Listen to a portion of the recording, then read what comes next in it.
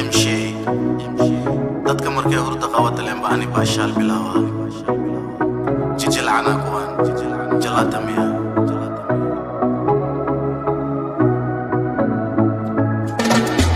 hadalkaaga ha yaraado hooshada ha badnaato dadka la dhaqan dabeecad yeelo haddii kale kale ani ii yeero hadalkaaga ha yaraado hooshada ha badnaato dadka la dhaqan dabeecad yeelo haddii kale kale ani ii yeero intan aamusanahay iska sheekaysta volyumka sarabtiin u dheeraysta waan ogahay dhibkaara idin haysta that's why calaalkina ugu raaxaysta qofka qurxushidan anaa ku haysta koosidagatiina idin haysata hooyadida wiilbaariyay haysata anigana ayadan ducodada haysta sida ii tarbiyeysan xasuuska farxadda qof kaleteedaan u arkaa in laisdhirigeliyo wanagan u arkaa nacab hadalkiisa meelaan ku tuuraa go'aamada noloshada aniga gaara mani hadda kawado wax walba sameyna wada hadda guri ka dhisanay ii taala waxaad samey wayseen anaa sameyna hadalkaaga ha yaraado hooshada ha badnaato dadka la dhaqan dabeecad yeelo haddii kale kale ani ii yeero hadalkaaga